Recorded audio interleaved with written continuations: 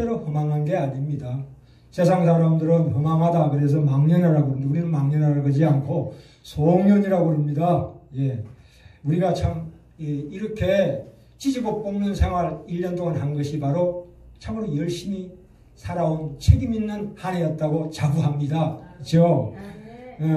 우리가 우리 한 해를 살면서 새로운 꿈을 꿉니다. 이제 새해를 맞이하면서 어떤 꿈을 꿉니까 우리가? 저는 예전에 무협지를 많이 읽었어요. 그래서 무협지의 그 주인공이 막 하늘 날아다니고 말이에요. 눈길을 걷는데도 눈에 발자국이 안 남을 정도의 내가 영웅이 되기를 꿈을 꿨어요. 젊었을 때. 그 외에 있잖아요. 콩쥐가 계모 팥쥐하고 같이 사는데 그 늙은 호박이 있죠. 늙은 호박하고 방 안에 돌아다니는 쇠양지를 그 앞에 묶어가지고 말로 만들고 그 다음에 도마뱀을 마법으로 만들어가지고 왜 그 호박 늙은 호박의 그 마차가 황금빛으로 1시간 동안만 빛나게 하는 거야. 그냥. 앞에 뭐예요? 쇠양지가 어떻게 돼요?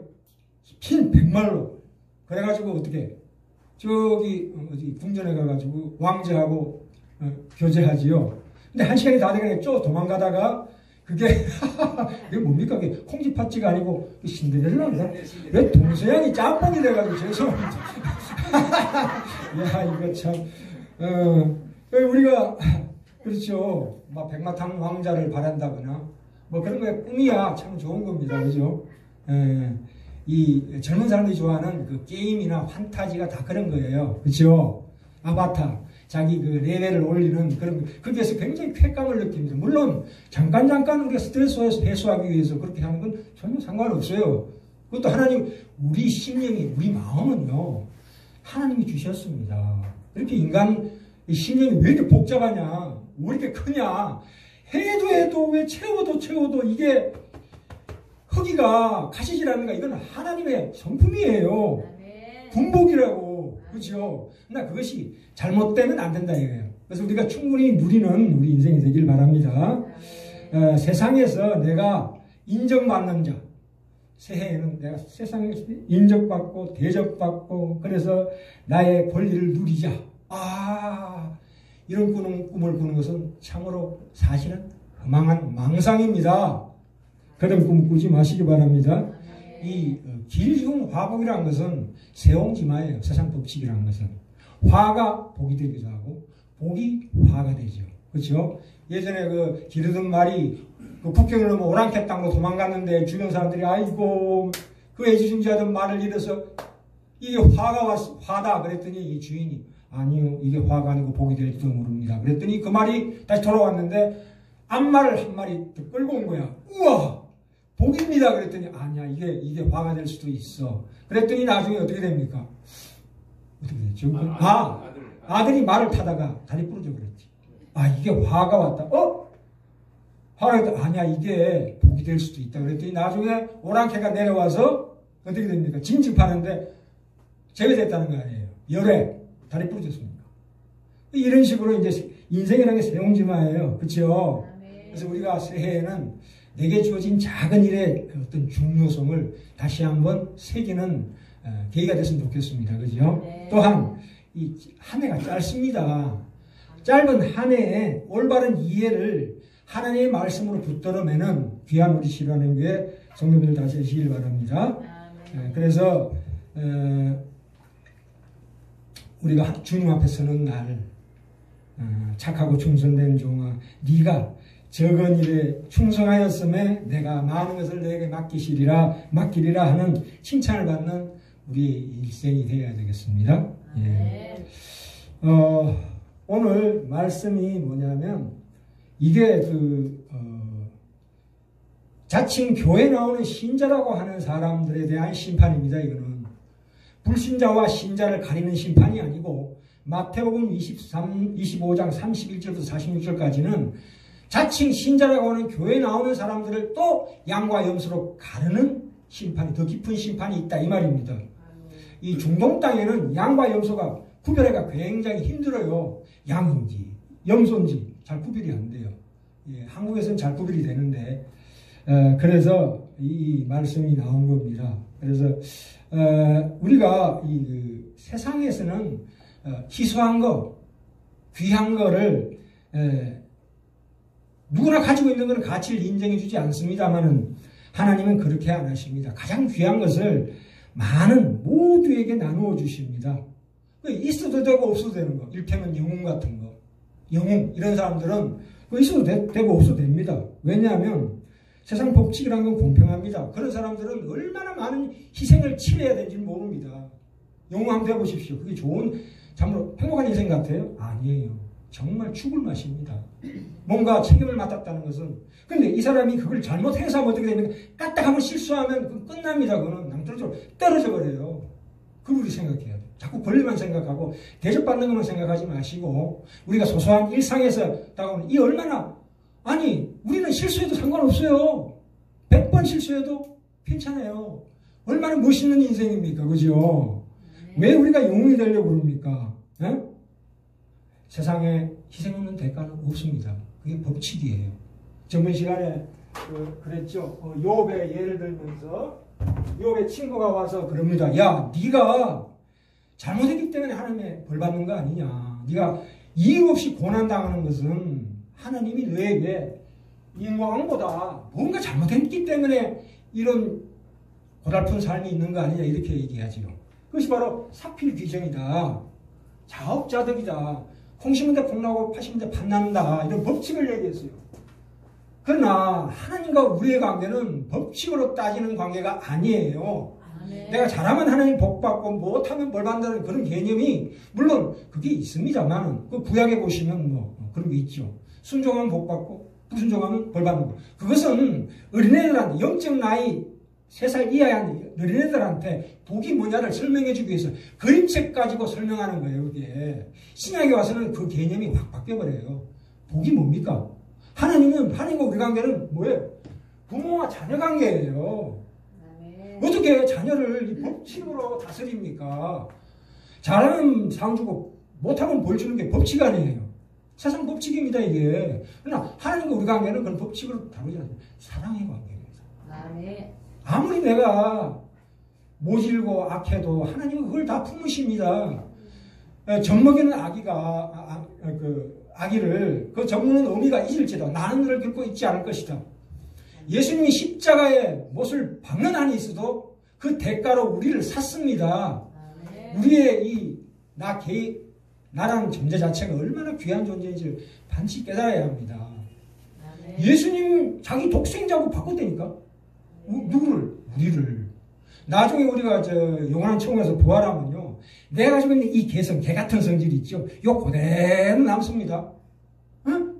아니 나의 개성이 이거 나쁜 거 아니에요. 지랄 맞은 이 성격이. 여기에서 죄만 쫙 뽑아버리면 이게 뭐예요? 하나님의 성품이에요. 그렇죠? 안 그렇습니까? 그거예요. 우리 구원의 완성이라는 게 바로 그거예요. 그 큰 구원. 우리가 마귀의 계계를 너희 대적하게 하나님의 전신갑주를 입으라는 이유는 뭐냐면 그 성령의 검이 하나님의 말씀인데 이 말씀으로 무장하라 이거예요. 그래야 내가 세상 가운데 넘어지지 않아요. 그렇죠? 안 그렇습니까? 네. 그래서 하나님과 우리의 관계는 보다 깊고 고급한 관계다. 그죠? 이런 우리가 생각을 해야 합니다. 그래서 참 우리가 맡은 일들은 세상적인 시각으로 볼 때는 별 볼 일 없는 일들입니다. 진짜 별 볼 일 없는 일들이에요. 항상 감추어지고 희생당하는 일입니다. 그렇죠? 내가 희생당함으로써 나 자녀와 내 아내와 남편이 사는 거 아니에요. 그렇죠? 그게 우리에게 주어진 작은 일이에요. 우리가 작은 자예요. 이것을 이해 못하면 끊임없이 나는 뭐야? 이렇게 되는 거예요. 그것은 망하는 길입니다. 내가 맡은 일들이 뭡니까?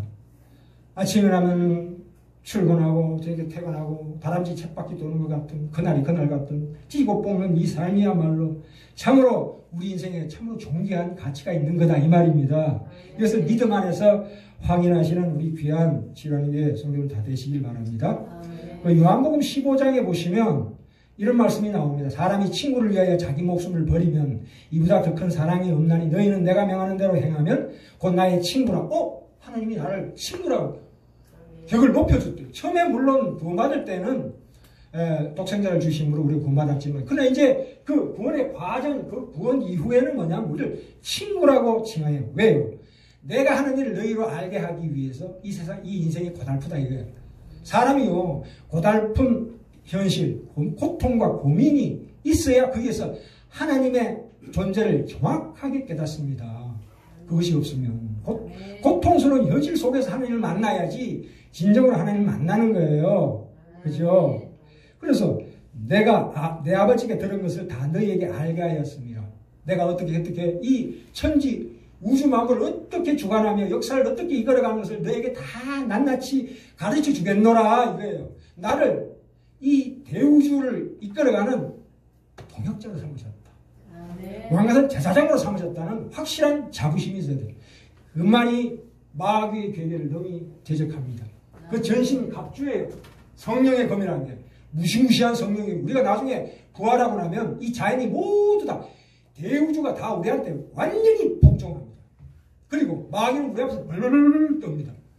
사실한 것들 떨어요. 천사들도 우리를 수종됩니다. 이런 큰 권을 동안시키면 어떻게 될까요? 여기 본문에 나와 있는 것처럼 양과 염소로 쫙 갈라버린다는 얘기죠. 우리 마음속에 항상 이 짧은 인생 가운데 이 건강이라는 게 순간입니다. 제가 겪어보니까 건강하다 하면 그게 어느 날 순간적으로 병이 찾아오는데요. 이거 못 막아요. bom물 터지듯이 그냥 확 그래서 발끝까지 병이 오는데 수십 가지 병이 시달렸어요. 저도. 야, 인생이라는 게 그렇더라고요. 이 친구라는 게 그런 게 의미입니다. 여기서 얘기하는 친구란 뭐냐면 친구가 진정한 친구란 게 뭐예요? 친구가 잘나서 가치가 있어서 친구를 위해서 목숨을 버립니까? 아니에요. 친구기 때문에 목숨을 버리는 거예요. 하나님도 마찬가지예요. 예수님도 마찬가지예요. 우리가 잘나서 가치가 있어서 아니에요. 못나서도 내 자녀니까 내 친구니까 그를 위해서 내가 목숨을 바칠 그게 기독교의 신앙의 핵심입니다. 예, 그래서 욥기 저번에 말씀드렸는데 욥기의 가치가 그거예요. 우리가 하나님 통치 아래 산다는 것은 어떤 법칙이나 틀에 그 조건 속에 갇혀 있다는 의미가 아니에요. 그보다 더 고급한 관계. 하나님은 인격자시다 이거예요. 절대 하나님을 법칙으로 생각하지 마라. 인격자이시다. 이거 항상 머리에 새기시기 바랍니다. 인격자라는 게 뭐예요? 나도 인격자예요. 자, 보셔요. 구원 이전은 나중에 말씀드리기도 하고 구원 이후에 우리가 구원받았다는 것은 하나님의 선택이고 결정입니다. 우리의 선택이나 결정이 아니에요. 이거는 전적으로. 내가 왜 교회에 나오면 이유 없이 나왔네? 아니에요. 하나님 나를 이끄신 거예요. 성령님이 나를 강권적으로 이끄신 거라고. 그게 하나님의 은혜요 선물입니다. 그렇죠? 하나님 인격자세요. 이것은 성령님이 우리 속에 있는 성령님. 그러니까 성령님은 우리의 위에 계시고 우리 안에 계세요. 나중에 이 위에 계신 것에 대해서 또 자세히 설명드릴게요. 위로 부어주는 성령이 또 있습니다. 참 귀한 우리 은혜가 이 절차를 따라가면요 어마어마해요. 그냥 우리 구원이라는 게 간단하게 죽어서 천국 가는 정도가 아니에요. 절대로. 그래가지고는 힘 있는 인생을 살아가지는 못해요. 기백이 있어야 돼요. 기백 빼면 시체예요. 우리는 신앙이라는 건 배짱이에요. 내가 못났어도 예수 그리스도는 위대하시고 선하시고 참으로 권능이 있으시다를 믿는 것이 믿음이에요. 나 자신을 바라보면 다 넘어져요. 그렇죠? 그래서 우리 안에 계신 성령님이 인격자예요. 이 성령님이. 우리가 아주 위기에 빠졌을 때는 성령님이 내 속에서 운행 역사하셔요. 나도 모르게 입이 터지면서 뭔가 하나님의 말씀이 쫙 나와요. 이 엄청난 은혜를 받은 자예요. 지금은 위기를 안 당하셔보셔서 잘 모르시겠지만 정말로 인간이 정말 절대절명의 위기에 닿았을 때는 내 속에 계신 성령님께서 역사하셔요. 예, 그걸 우리 체험하는 귀한 선물 받으시길 바랍니다. 근데 자 보세요. 이 구원 이후에 내가 가는 길이 어떤 목적지가 있어요. 이 목적지는 누가 정합니까? 내가 정하는 게 아니에요. 하나님이 정하셔요. 근데 그 목적이가 뭔지는 잘 몰라요. 내 인생 가운데 내가 어떤 사람이 될 것인가를 잘 몰라요. 저도 이 나이 되도록 목사인데도 좀 뚜렷해지긴 했는데 완벽하게 뚜렷하진 않아요. 그냥 더듬어 가는 거예요. 더듬어 하면서 내가 일로 가려고 탁 치고 이쪽 아니구나. 탁 치고 이쪽 아니구나. 그래서 이렇게 항상 주님을 붙들 수밖에 없는 상황이에요. 항상. 그래서 목적자 우리가 우리 인생의 경로와 과정이 있습니다. 이것은 다 할 수가 없어요. 떳떳하게 내가 가는 길을 알려고 하는 것이 큰 죄예요. 그래서 어디로 갑니까? 점쟁이한테 찾아가는 거지. 그죠? 안 그렇습니까? 사람이 자기 경로와 과정을 모르는 게 정상입니다. 왜냐하면 그거 알면은 하나님 믿겠어요? 이런 사람 한 사람도 없어요. 그걸 하나님이 아시기 때문에 뭔가 자꾸 애매모호하게 만들어요. 네 힘으로 와라. 물론 여기에서는 나의 결정과 선택이 목적지는 변경시킬 수 없어요. 내가 나의 숙명은 절대 변경시킬 수 없어요. 우리는 천국 백성 된다. 내 왕같은 제사장이 된다는 것은 절대 변치 않는 이것이 우리 운명이에요. 숙명이에요. 그러나 그 가는 경로와 과정은 내가 개척할 수 있어요. 이게 우리 기독교의 확실한 진리입니다. 이 시간에 조금 이제 점 보는 거에 대해서 좀 말씀드릴게요. 제가 이쪽 방면에 사실은 제가 전문가입니다. 예전에 20대부터 요가 명상도 하고 동양의 사상의 철학에 대해서 굉장히 많이 공부를 했습니다.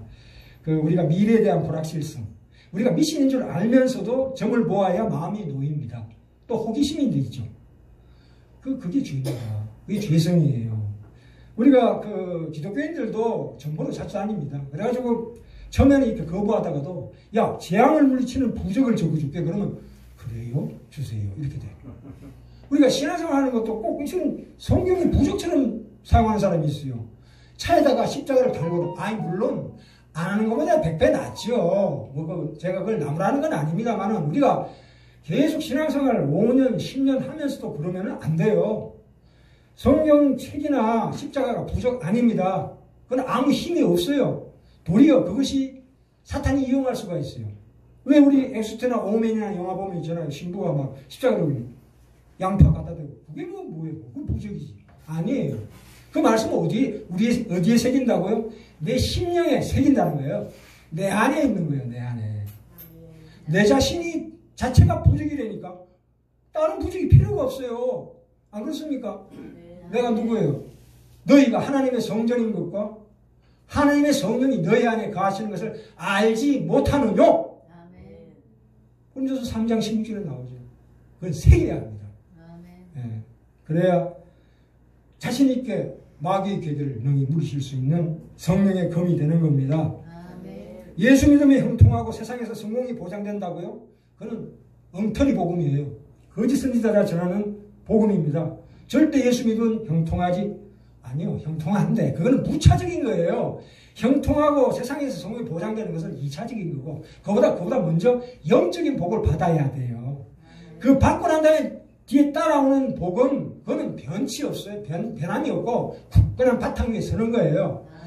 영적인 복을 안 받고 하나님과의 교제가 없는 상황에서 이거 받아놓으면 아까 말씀드렸죠. 화가 복이 돼요. 복이 화가 되고 계속 그 쳇바퀴 도는 거예요. 다시 한번 말씀드립니다. 세상에 큰 인물 돼가지고 한 번 실수하면 끝장나요. 뉴스 보시죠. 그렇죠? 안희정이 한 번 그거요. 젊었을 때 그렇게 고생하다가 여자하고 연애를 못 해본 사람이 그런 사람들은 공부를 너무 열심히 하다 보니까 공부만 잘하는 바보예요. 지금 우리 정치에 제일 꼭대기에 있는 사람 분들이 그런 분들이 공부만 열심히 한 거야. 그러니까 세상 돌아가는 이치를 몰라요. 그러니까 어쩌다가 한번 여자에 한눈 팔았다가 그냥 끝장나는 거야 인생이. 그렇잖아요. 우리는 안 그러잖아요. 우리는 저는 연애 박사예요. 사실.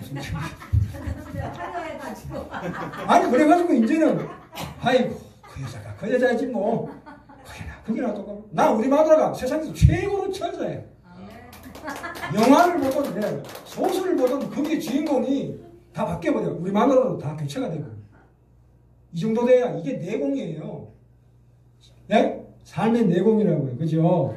자 아까 그 얘기가 많았는데 지옥이라는 것은 우리가 어떻게 하면 조금이라도 이 불운을 물리치고 기운을 잡느냐 하는 철학이에요. 우주론적 철학이라고 얘기합니다. 그래서 64궤가 있어요. 우리가 태극기 보면은 금공감이 있죠. 이렇게 줄이 끊어지는 게 있고 이어지는 선. 그게 64개가 있어요. 그래서 음량을 거기다 갖다 붙여요. 청간지지, 가월병정 이렇게 해가지고 자축이면 진사오미 해가지고 이렇게 엮어가지고 어떤 법칙을 만드는 거예요. 그죠? 그것은 참 이 다양한 비율로 그게 법칙이 되는 건데 상호작용에 의해서 우리 사건이 터진다 이런 거예요. 이 법칙이에요. 우리 하나님과의 우리 관계는 어떻다고요? 법칙을 넘어서는 관계다 이거예요. 그래서 이 주역 자체가 어떤 신비한 현상을 일으키지는 않습니다. 그렇죠? 그러나 이것이 적중되었을 때는, 쪽집게다. 이렇게 됐을 때는 영적으로 우리를 자유를 빼앗게 됩니다. 그때 사탄이 들어옵니다. 그 적중되는 걸로 인해, 쪽집게로 인해가지고. 그래서 일생 동안 종노릇하게 만듭니다. 이 무시무시한 이 영적인 마귀의 대결을 보세요. 점성술은 뭡니까? 별들과 혹성의, 그러니까 내가 태어난 날 시에 떠있는 혹성과 행성의 자리를 보고 나의 운명을 점치는 거 아니겠어요? 그게 동서양의 대표적인 겁니다. 그래서 출생 시간은 필수적으로 따집니다. 언제 출생하는. 근데 그 여러 가지 참 웃겨요. 예전에 어떤 성녀가 인생 12진법이라는 책을 내가지고 했는데, 근데 이 사람들이, 옛날 동방박사도 별 보고 예수님 영접하러 왔지 않냐, 이렇게 따져요. 근데 그 당시에는 오늘날의 천문학하고, 점성술하고, 천문학이 없었던 시대예요. 왜 천문학에 말하자면, 점성술이라는 게. 그렇기 때문에 동방박사가, 동방박사는 하나님을 경외하는 사람들이에요. 별에 대한 지식이 많기 때문에, 그래서 그리스도께로 인도된 거지. 그죠?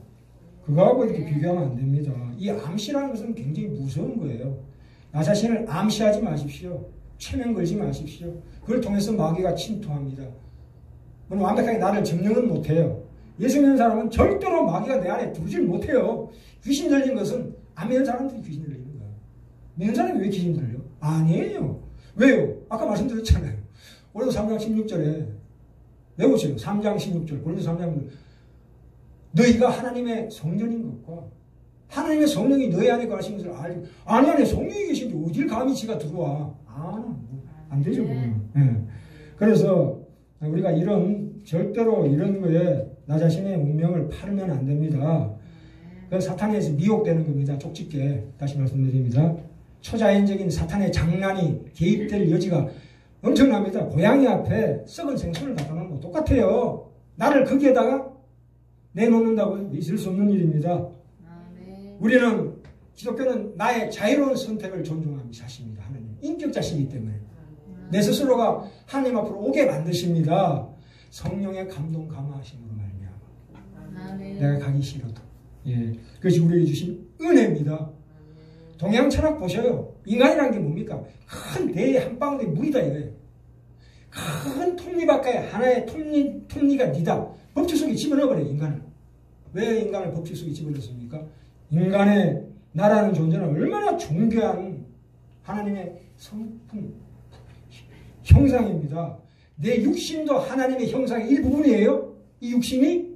그래서 우리가 건강이 중요한 거예요. 예수님 오셔가지고 병을 고쳤잖아요. 그죠? 이게 내가 명상을 오래 했는데, 명상하면요, 이 영적인 공백 상태가 되는데, 아니에요. 공백 상태라는 게 없어요. 사탄이 들어오든지 성령이 들어오든지 둘 중에 하나예요. 무의식 속에 들어간다. 이거 위험한 거예요, 이거. 물론, 요가 명상을 건강을 위해서 하는 거는 내가 안 말립니다.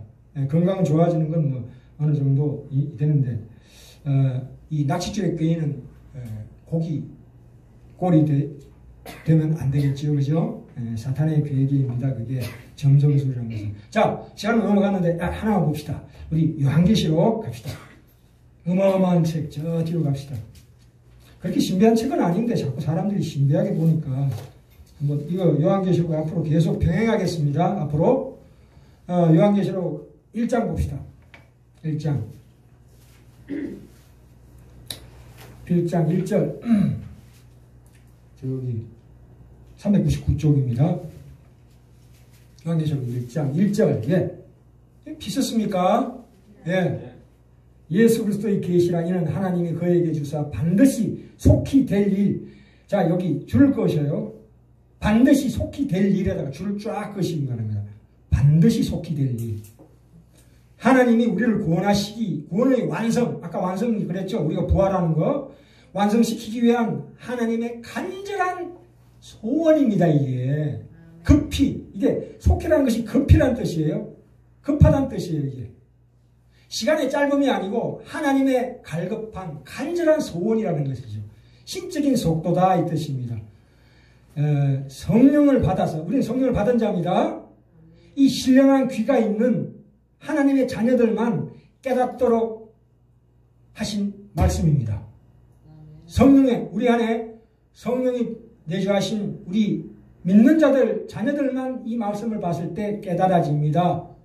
상징의 막으로 쫙 커튼을 쳐놨습니다. 신령한 귀가 있는 자들만 들으라 이거예요.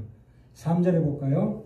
이 예언의 말씀을 읽는 자와 지금 제가 말씀을 읽습니다. 그죠? 3절 그죠? 이 말씀을 읽는 자와 듣는 자들 우리 성도님들 그죠? 그 가운데 기록한 것을 지키는 자들이 뭐라고요? 복이 있나니 뭐가 가깝다고요? 때가 가까움이라. 이 때라는 것은 이 역사적인 종말을 얘기하는 게 아니에요. 우리의 구원의 때입니다. 그죠? 구원의 때 아까 말씀드렸죠? 심판이 그냥 불신자와 신자를 나누는 그런 심판만 있는 게 아니고 우리 각자에게 양이냐 염소를 가리는 심판도 있다 이거예요. 그래서 지금 나의 인생 가운데 벌어지고 있는 모든 일들이 다 포함이 되는 거예요. 이거 지금 나의 인생 살아가면서 고달픈 이 인생이 왜 고달프냐 하는 것, 그 모든 것들이 세상 끝의 일들과 내가 죽고 난 후의 세계 모든 것을 포함하는 예언입니다. 이게 네가 지금 왜 이런 고난을 당하냐. 4절에 볼까요? 요한은 아시아에 있는 7교회에 편지하노니 7교회라는 것은 상징입니다. 세상 전체의 교회를 7교회라고. 7자라는 것은 완벽한 숫자예요. 7은 완벽한 숫자입니다. 이것만 알고 계셔도 요한계시록 읽을 수 있습니다. 7은 뭐라고요? 완벽한 숫자. 이제도 계시고 자 보셔요. 4절 다시 한번 요한 아시아에 있는 7교회에 편지하노니 이 세상 가운데 있는 모든 교회에 편지하노니 이제도 계시고 전에도 계시고 장차 오시리 Jesus Christ the same yesterday and today and forever. 과거나 현재나 미래나 영원토록 동일하신 예수님 그 보좌 앞에 이야 7 영과 이게 무슨 뜻이에요? 보좌가 뭐예요? 이거는 우리 구원을 위해서는 자 보셔요. 저를 보실까요? 자 마지막으로 결론 냅니다. 하나님은 한 분이십니다. 그렇죠? 다시 말씀드린 삼위일체 주님은 한 분이십니다. 우리 기도할 때는 항상 하나님 그러면 한 분입니다. 주님 그러면 한 분입니다. 그러나 우리 구원을 위해서는 성부 하나님, 성자 예수님, 성령 하나님이 이렇게 각자의 사역이 틀립니다. 자, 이 보좌라는 것은 보시죠. 이 보좌에 누가 앉아 계세요? 성부 하나님이 앉아 계세요. 와, 그렇죠. 그 앞에 7 영이 뭡니까? 7자가 뭐라고? 참으로 하나님의 권능과 속성, 이 성결함을 상징한다고 그러죠. 이게 누굽니까? 7 영이 성령님이십니다. 우리 안에 내주하신 성령님이 이 말씀이에요. 그래서 참 자 14 마지막으로 자꾸 길어지네. 14장으로 가볼까요? 다음 시간에 자세히 얘기하겠습니다. 14장으로 갑시다. 14장 4절 예 412쪽 예 2절만 찾아봅시다. 우리가 14장 4절 예 14장 4절 예 14장 4절 찾으셨습니까? 14장 4절 제가 읽겠습니다. 앞에 전반절은 빼고요. 중간에 어린 양이 어디로 인도하든지 따라가는 자 나오죠? 찾으셨습니까? 어린 양이 어디로 인도하든지 따라가는 자 예?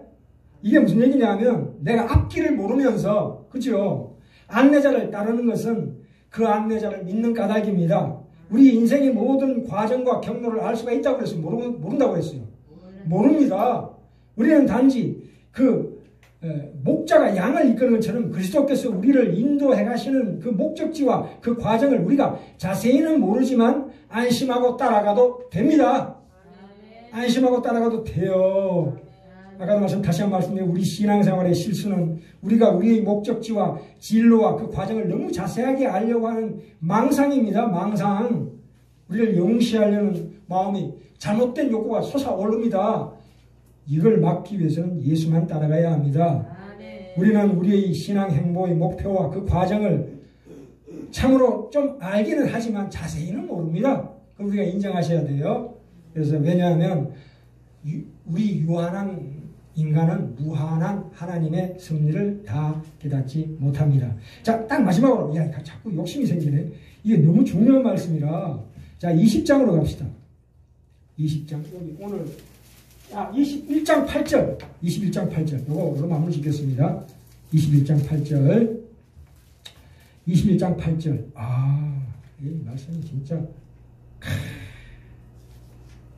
이야, 이게 6절, 7절, 8절 다 한번 같이 읽읍시다. 예.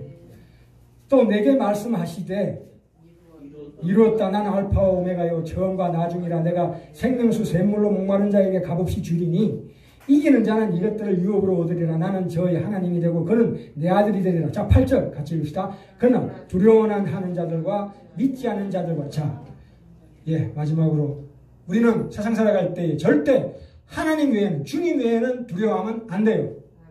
두려워하면 어떻게 됩니까? 나중에 나옵니다. 불못에 던져집니다. 이 어마어마한 사건을 보세요. 하나님 외에, 주님 외에 세상을 두려워하면 됩니까? 안 됩니까? 안 됩니다. 물론 이게 결론을 얘기하니까 너무 무시무시해지는데, 일단 이 말씀이 내 뇌리에 새겨져 있어야지 세상을 이길 수 있습니다. 아시겠습니까? 저도 동일합니다. 저도 겁이 많습니다.